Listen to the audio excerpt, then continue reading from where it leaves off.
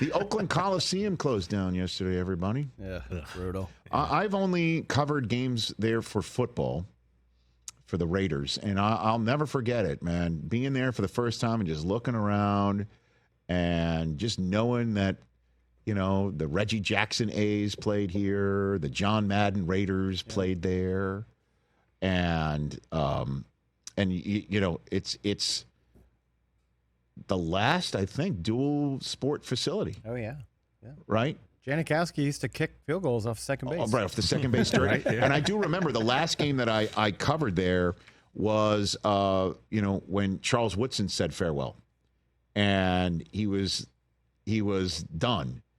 And they put him in on offense when they were in the red zone to give the fans in the black hole what they want as they're heading into the black hole. He didn't score, but I just remember having him on the NFL Network set.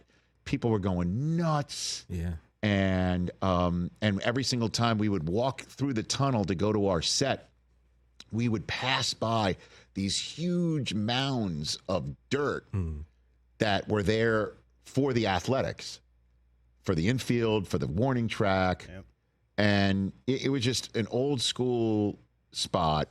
But the one thing that I always noticed is just the diehard fans, man. Yep. And I know when you're talking about fans, everybody feels that they're the most diehard. But Oakland fans lost the Raiders. Now they have lost the Athletics.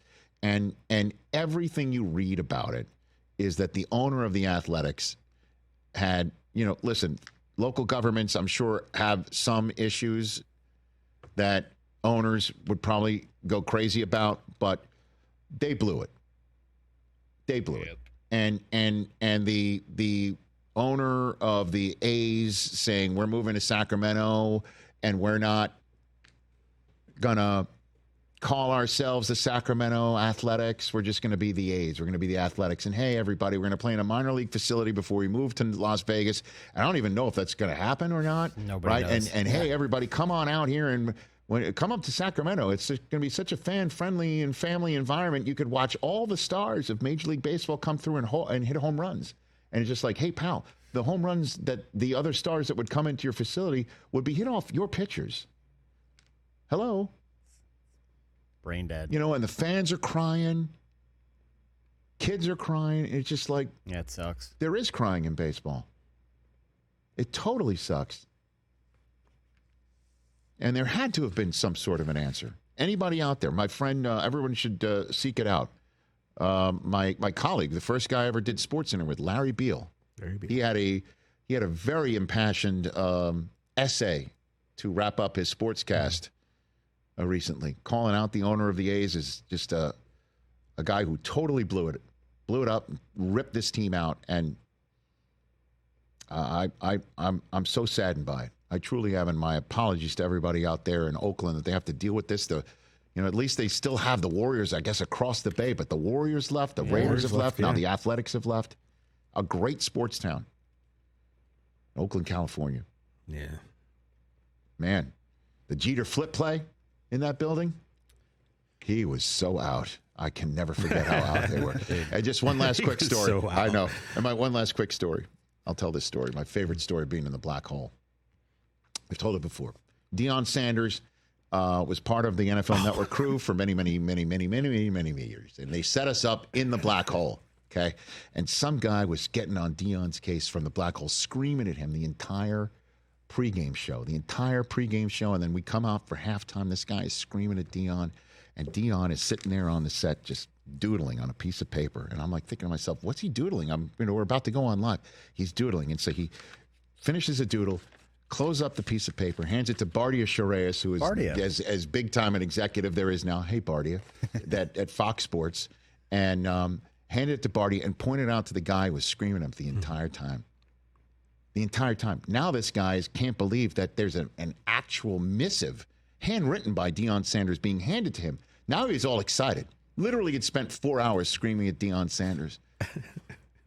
And now he's excited to get this piece of paper. Mm-hmm. Opens it up, looks at Deion, and screams even worse words in his direction. I said to Deion, I'm like, what did you write him? He said, I wrote him, yo, mama. 2 words. They say so much. Yo, mama. The black hole. And I did actually cover my first football game, I should say, in that building, too, and then we'll get to your top five. No worries. My first football game was I was working for Redding, California, KRCR, the Spirit of the North State. Covered a Cowboys-Raiders game there. And I interviewed people in the black hole for my local TV network and television station. And I'll never forget, there was a guy who had a bleeding mask on, a Raiders, skeleton bleeding mask. And I said, interviewed the guy, and I'm like, what do you do for a living? He goes, I'm a kindergarten teacher. Great. Okay.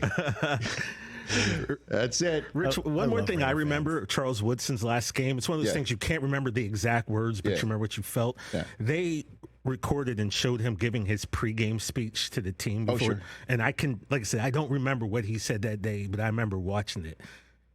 I was ready to get up and just run through walls. And the fans it was so powerful. And the fans were so psyched, and they loved him, and they loved their Raiders, and that building has got so many memories. Catch the Rich Eisen Show every single day on the Roku Channel, 12 to 3 Eastern, for free.